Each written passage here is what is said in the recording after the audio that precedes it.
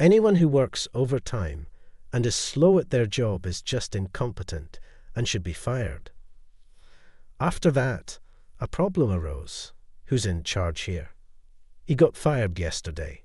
He was the only one who could speak French. What? There was only one person who could solve the problem. Michael tried to call him back, but my name is Brandon and I'm 30 years old. Despite being in my 30s, I live a brilliant life as a bachelor. My family home, where my parents and brother live, is about an hour drive away. We have a good family relationship, and I visit home about once a month. I work in sales, and I've been with my current company for 6 years. When I first joined, there was so much to learn that I struggled every day.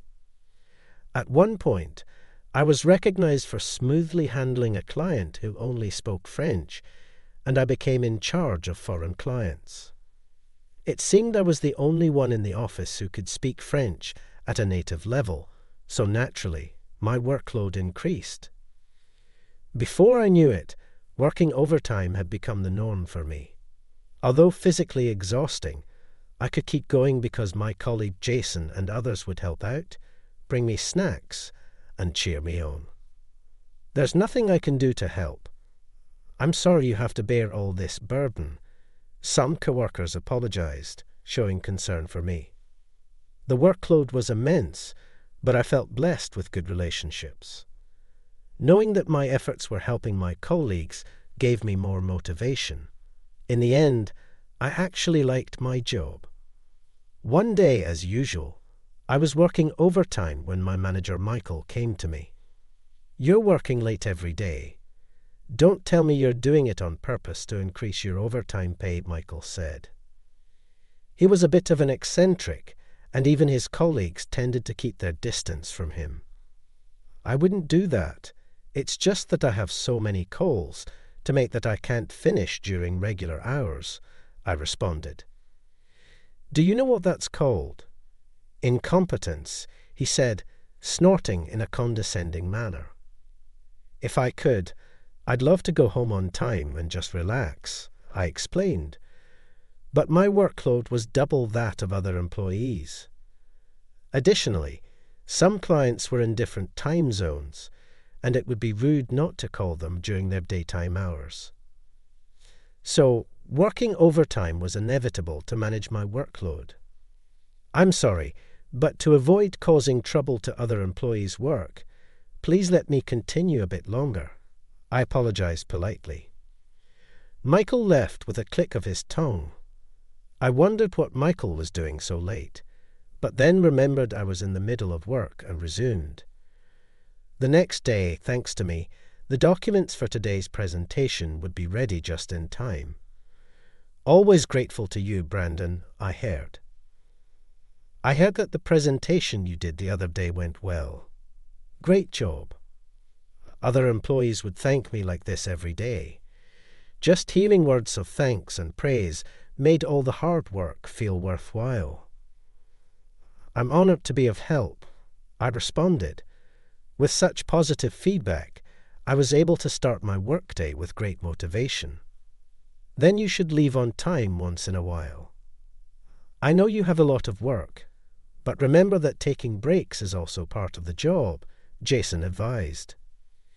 Heeding his advice, I decided to leave early for once. Thinking of going home early, I sent a text message to my parents. "Can I come over today? I'm getting off work on time for a change." The reply came quicker than expected. "Of course. It's been a while, so I'll cook your favorite dishes and wait for you." Thinking of having a delicious meal instead of a ready-made one tonight made me even more motivated, and I was able to focus more than usual on my work. I thought I had done enough to not trouble anyone, and when I looked at the clock, it was just past the regular closing time. Quickly preparing to leave, I greeted the remaining employees and was about to exit the company when Michael stopped me. "Leaving now?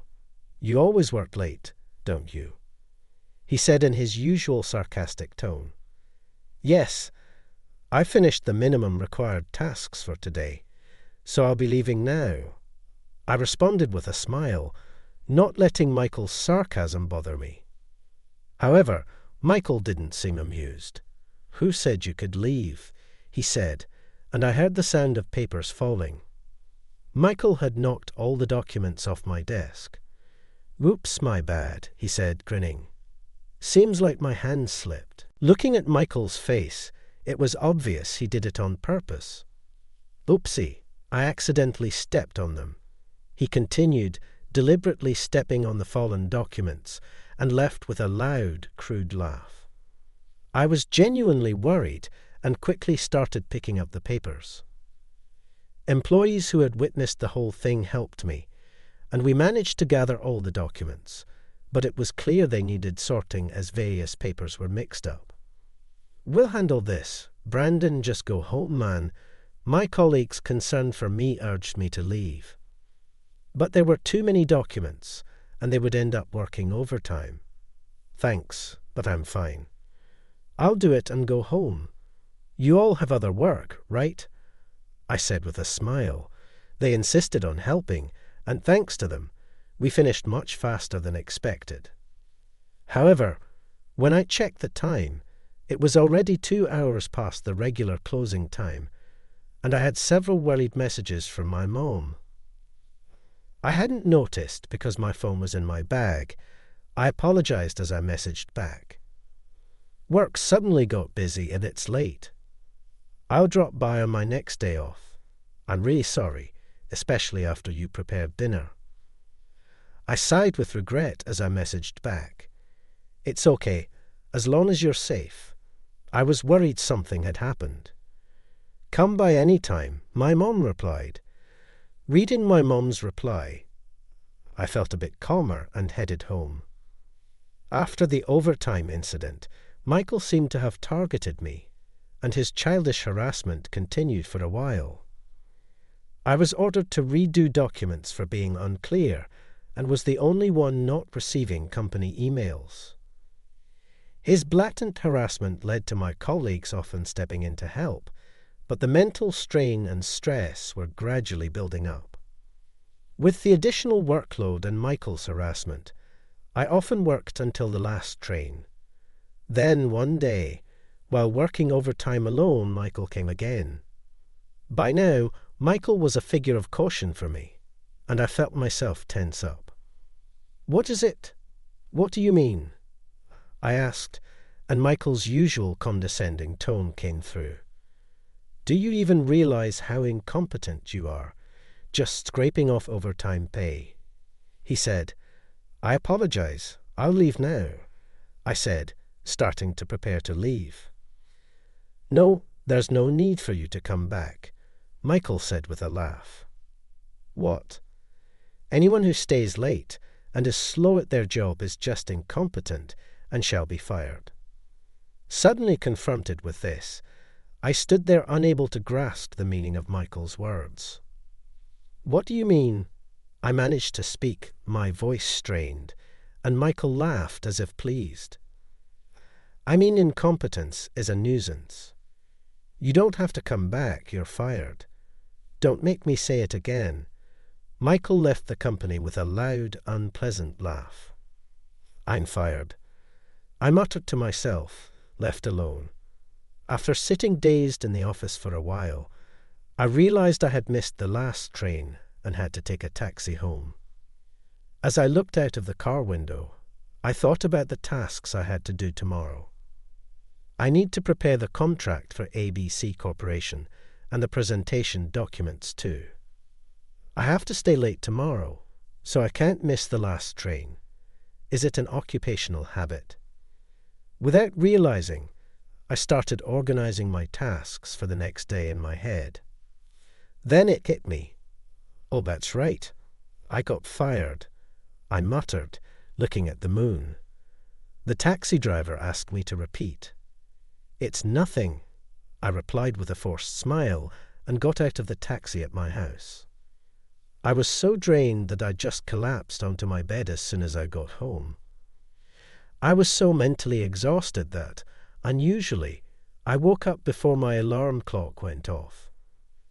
I usually get up at 7 o'clock a.m., but it was only 5 o'clock a.m. when I checked the time. I tried to go back to sleep, but Michael's words, "You're fired," kept echoing in my ears, preventing me from sleeping.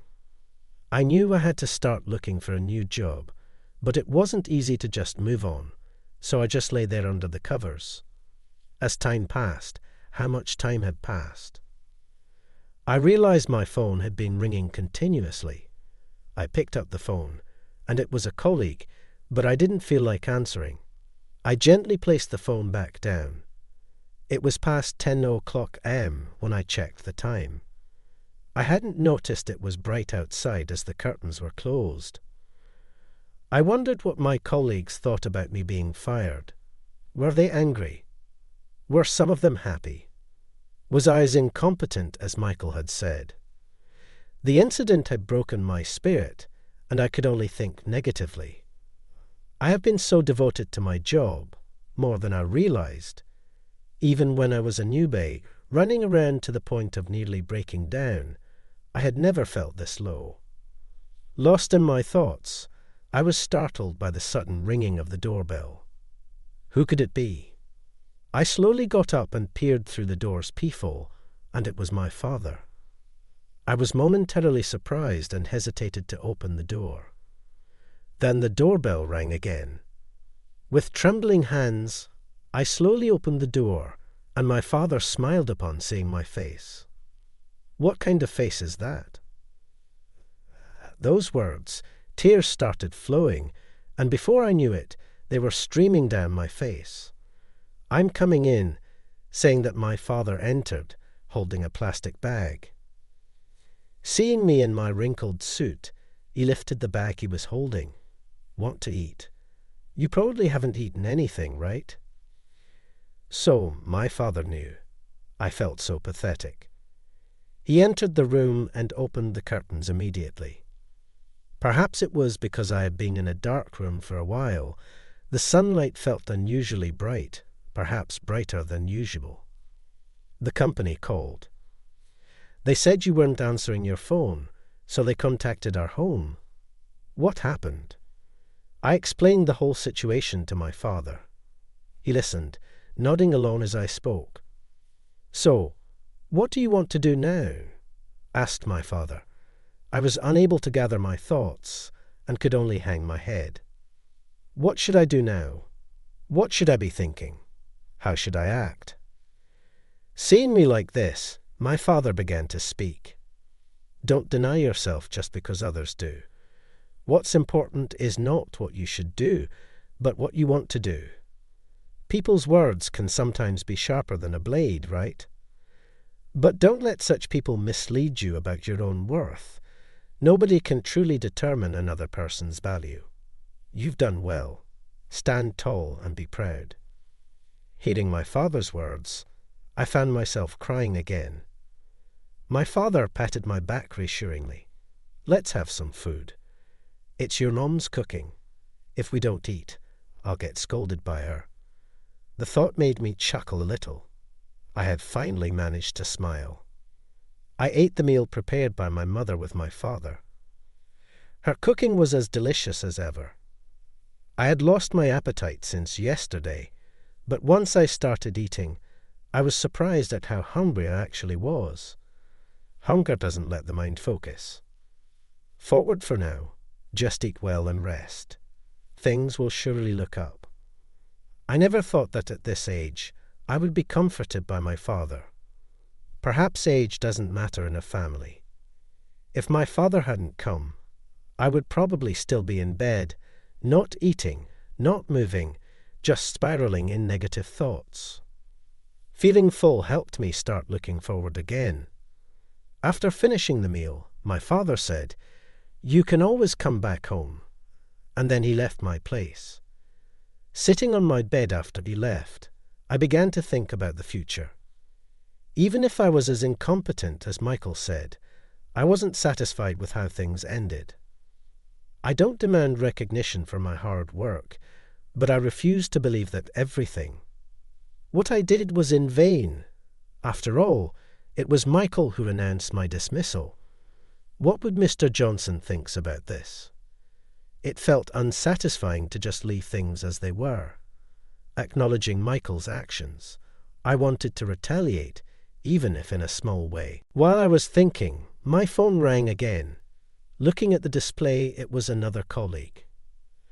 After hesitating, I decided to answer. "Hello," I said. As soon as I answered, I heard my colleague's loud voice. "Finally, you answered. You got fired. What's going on?" Exactly what I wanted to know. I told my colleague about last night's incident with Michael. "What? That's crazy, Michael." "You should have talked back," my colleague responded, strangely indignant on my behalf. It was a bit amusing and touching to see him angry at me. I asked my colleague about what happened at the office today and how the employees were reacting. His story wandered a bit, but the gist of it was this. In the morning assembly, a few employees noticed my absence and were discussing contacting me when Michael overheard and laughed, saying I was fired. When asked why, he refused to say, citing it as personal information. What kind of personal information is that?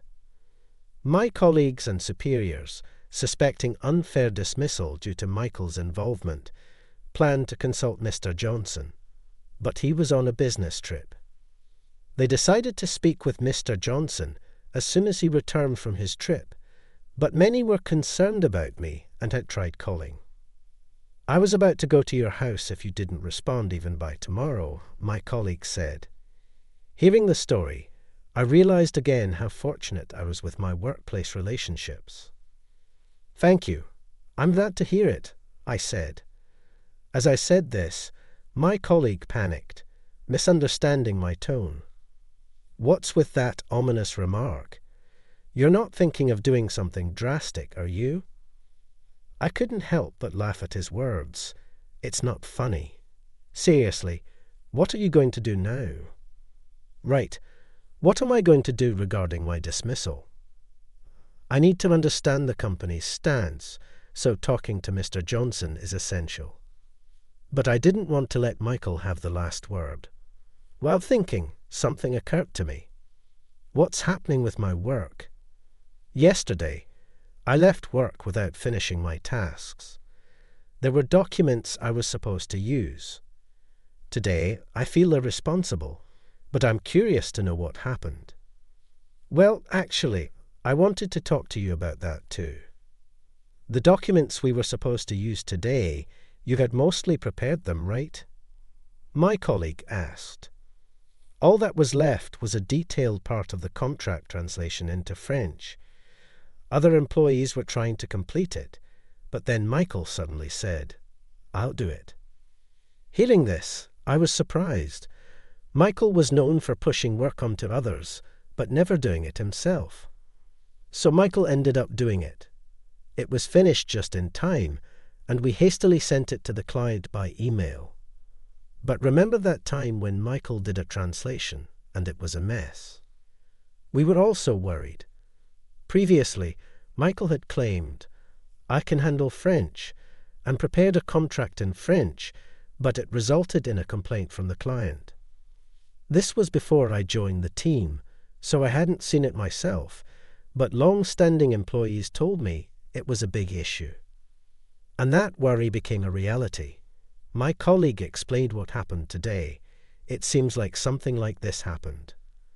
"Michael, there's a call from a foreign company." I could only catch your name but couldn't understand the rest. "Sorry, should I transfer the call to you?" "Come on, learn to speak French." "Just transfer it," Michael said. He answered the call and said in poor French, "Hi, I'm Michael. How are you?" "One more time," the caller requested. Again, is that even real French? Michael hesitated. "Why angry contract?" "What?" Sorry, hello." He spoke in what seemed to be French, but then he said they hung up. "What did they say?" I asked. "Oh, they said they wanted to contract." "No problem," Michael replied. But later, another call came in.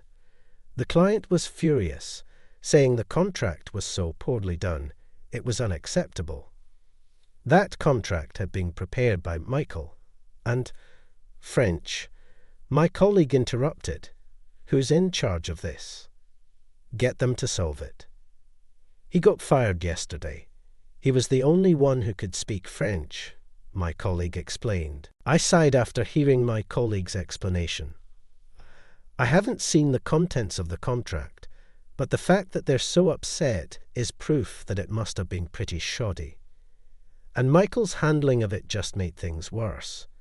It feels like pouring gasoline on the fire. "It must have been tough." "I'm sorry," my colleague said. "It was my job," I replied. I couldn't think of anything else to say. I wondered if there was anything I could do, but then I remembered I was no longer in a position to be involved. I realized my dismissal was causing trouble for my colleagues. I was plagued with guilt. "It's not your fault, Brandon. Your workload was already too much. It's our responsibility too for not being able to support you. Actually, is it Michael to blame?" I felt comforted by my colleague's words and found myself wanting to return to the company. "Even if I decide to leave, I still want to talk to Mr. Johnson," I said. According to my colleague, Mr. Johnson would be back from his trip in 2 days. I decided to prepare what I would discuss with him. For now, I needed to collect my belongings from the office. So I informed my colleague that I would be coming by tomorrow. He said he would let the supervisor know, and we ended the call. The next day, I went to the company to get my things. Despite being familiar with the route from years of commuting, I felt nervous. Today, when I arrived at the company, my colleagues gathered around, showing their concern for me. "I'm sorry I couldn't be of help," Jason said, looking frustrated. I told him that it wasn't his fault and assured my colleagues that I was fine. When I mentioned I came to collect my belongings, their expressions turned complex. They seriously considered if there was any way for me to return, showing that they valued my presence. While talking, Michael approached and looked displeased upon seeing me. "Why are you here?" "This area is restricted to authorized personnel only," Michael said. "I just came to collect my belongings that I left here."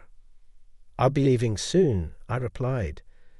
As I headed towards my desk, Michael loudly called out from behind, "Good timing. Take responsibility for your work before you leave." I turned around at that line. Could he be trying to pin yesterday's incident on me? "What do you mean?" I asked. As I asked, Michael smirked. "Your half-finished contract caused an uproar with a foreign client." "Take responsibility," Michael said, oblivious to the appalled expressions around him. He continued to blame me, and I wondered how far he would go to cause trouble, just as my anger was reaching its limit. Enough already. A familiar voice spoke, and I turned to see Mr. Johnson standing there. Mr. Johnson, the employees were also surprised to see him. He was supposed to return from his business trip tomorrow. Michael visibly panicked at Mr. Johnson's appearance. "Mr. Johnson, you were scheduled to return tomorrow." Watching Michael speak with agitation, Mr. Johnson sighed. "I came back early after hearing about the trouble. So what's all this commotion about?" Mr. Johnson's anger was evident to everyone. Understandably, the employees fell silent, making the office quiet. Even though I was fired, I had wanted to talk to Mr. Johnson. I thought this might be the perfect opportunity, but it didn't seem like the right time to speak up. Shouldn't the commotion be explained and guidance sought? But perhaps as someone who's been fired, it wasn't my place to say anything. Amid a loud ticking of the clock, Mr. Johnson spoke again. "What's this commotion about?" "Tell me, Michael." Michael became even more unsettled when he was called out by name. However, with a slice of smoke, as if having thought of something, Michael began to explain to Mr. Johnson. This guy here, he made a sloppy contract that led to a complaint from a foreign client. I was just lecturing him about it. He always works late, and I thought maybe he was doing it on purpose to increase his overtime pay. So I fired him yesterday. I told him to take responsibility for this mess before he quits. Michael presented himself as if he were doing the right thing.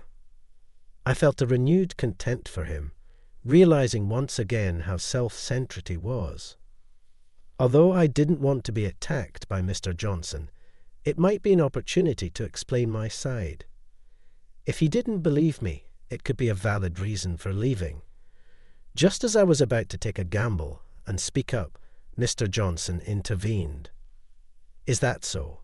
Then, Brandon, come to my office." Suddenly, I was filled with tension, but this gave me an opportunity to have a private conversation with Mr. Johnson. Looking at Mr. Johnson, his face was no longer stern, but had a gentle smile. Yes, I left my belongings on the desk and followed Mr. Johnson into his office. It serves him right. This will save me. Upon entering the president's office, Mr. Johnson opened the window. A silent pressure weighed in the air, creating an atmosphere that made it difficult for me to speak. I waited for Mr. Johnson to say something first. I wondered if I was going to be reprimanded, bombarded with questions, or possibly even faced with discussions about damages or compensation. It's a story from about 20 years ago, before this company was founded. Back then, I worked at a regular corporation. I exclaimed, surprised by the unexpected start of his story. Seeing Mr. Johnson's face, it was no longer the intimidating look from before, but a gentle smile. I was about your age back then. I was struggling with work, no matter how hard I tried, disliked by my boss, and on the verge of giving up. That's when a senior colleague told me, "Don't let anyone else's disapproval bring you down. You're doing great. Stand tall and be proud." I was struck by Mr. Johnson's words. They sounded so familiar. "Those words," I murmured. Mr. Johnson laughed heartily. "How's your dad doing?" I was stunned. Could it be that Mr. Johnson and my father know each other? I had never heard about this. I was so surprised that I couldn't speak, but Mr. Johnson continued, "Your father's words inspired me to persevere and eventually establish this company. In a way, he's my benefactor. When you joined the company, your father contacted me, asking me to look after his son. I didn't reveal our connection to prevent you from becoming complacent or feeling pressured. I hope you understand." Before I knew it, Mr. Johnson's kind words had eased my tension, and I felt a sense of happiness. I realized I had been watching over all this time. "Yes, thank you so much." As I said that, Mr. Johnson gave me a warm smile. "About the recent matter, I reviewed the documents and contract you sent to the client. On my way back to the office, it was clearly made by someone else, so I know you weren't the cause. And about Michael firing you, I won't let that happen. If you're willing, I want you to continue working with us. What do you say?" It seemed like Mr. Johnson had seen right through what I wanted to discuss. I respected the insight of someone at the top of the company. Of course, please let me keep working here. Maybe I'm simple-minded. Feeling relieved brought back my confidence. I was truly happy to continue working here. That's a good response. I apologize for making you feel anxious and uncomfortable. It was not my intention. Mr. Johnson apologized. I was flustered and surprised. It wasn't Mr. Johnson's fault. I knew that and had no complaints against him. "I never wanted you to apologize." "Sorry." I apologized reflexively, and Mr. Johnson chuckled. Why are you apologizing? You haven't done anything wrong. I've heard about your good work. I want you here, not because of my debt to your father, but because you're a capable employee. Please understand. I learned how much being acknowledged can bring happiness and confidence. My eyes welled up with tears, perhaps because of the emotional strain. Mr. Johnson said I could leave, and I exited his office. When I stepped out, all eyes were on me. It seemed I had caused quite a worry. I smiled and gave a thumbs up, and my colleagues cheered with joy. A co-worker patted my shoulder, saying they were glad for me. My tears were slightly visible, and when they teased me about crying, I retorted that I wasn't. I was smiling. When suddenly I heard yelling. No way. Amidst the excitement, Michael stood with wide eyes and an angry expression. How is this possible? Are you staying? What about your responsibility in the overtime pay? I decided you were fired. Michael's fury was no longer a threat to me. Ignoring him felt easier as I chatted with my colleagues. His anger intensified as he marched towards me. Don't ignore me. I'm the department head. We don't need someone like you. Get out now. Oh my, this isn't very calm. Mr. Johnson emerged from his office, hearing Michael's shouts. Michael demanded an explanation from him. What's going on? What about his responsibility for the client incident? You haven't reversed his firing, have you? Michael continued to shout angrily at Mr. Johnson. We all watched, more nervous than him. You don't have the authority to fire an employee, and wasn't it you who messed up the contract? Mr. Johnson spoke calmly, halting Michael's momentum. Silent and head down, Michael began to tremble. I don't understand what you mean. I didn't do anything. I'm not involved, still trying to deny it. At this point, his audacity was impressive, but not enviable. He desperately didn't want to admit his fault. As Michael denied it, I wondered what Mr. Johnson would say. Then, surprisingly, another employee spoke up. That contract was made by Michael. I'm sure, to my surprise, one of the employees started to testify, leading the way. Other employees also started testifying. I heard Michael ordering the contract to be sent by email. I heard Michael trying to communicate with the client in French, which he couldn't speak properly. I heard it too. It was clear from the conversation that it wasn't going well at all. Michael was taken aback by the successive employee testimonies, but when he shouted, "Shut up!" everyone fell silent. It was remarkable how much disdain he had garnered as a professional, and it was questionable how someone like him could be a department head. I felt a newfound closeness to Mr. Johnson, and considered asking him about it later. Michael, why don't you just accept it gracefully? You're making a bad situation worse. As I said this, Michael turned beet red with anger. It was nothing but a tantrum, and he kept insisting he was not at fault. But Mr. Johnson put an end to this blame-shifting plan. However, we have surveyed footage and computer data history that clearly show your involvement. So, no matter what you say, you're fired. Struck by the final blow, he fell silent and froze for a moment. And then Michael crumbled to his knees. Finally, he was quiet. He muttered in a low voice, sweating profusely. This wasn't supposed to happen. You'll receive a formal notice later. Go home for today. Eventually, Michael gathered his things and left dejectedly.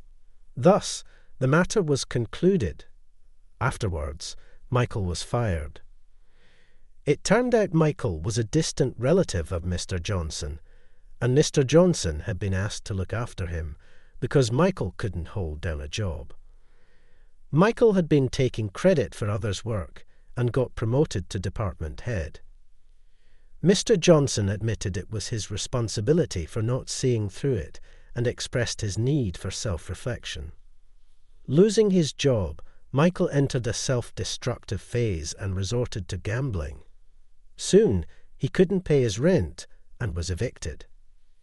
In a panic, he found a job with a dormitory, but the shared bathroom and thin walls, with complaints about any noise, made it tough. As for me, I returned to work the next day. My colleague's welcome back gift was a pile of work, just as I expected.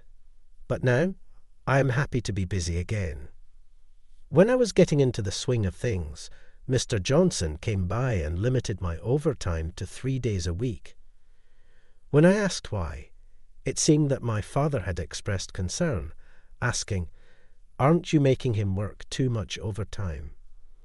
I was a bit dismayed to have my father involved at this age, but I knew he was concerned about me.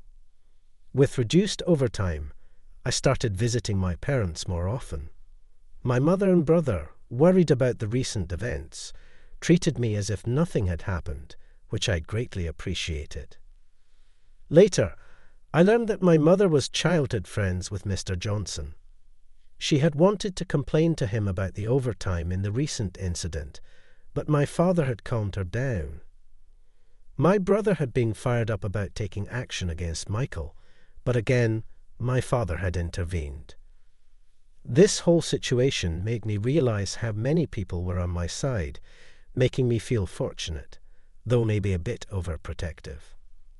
Later on, I became the training supervisor for a newly hired female employee, which led to starting a relationship.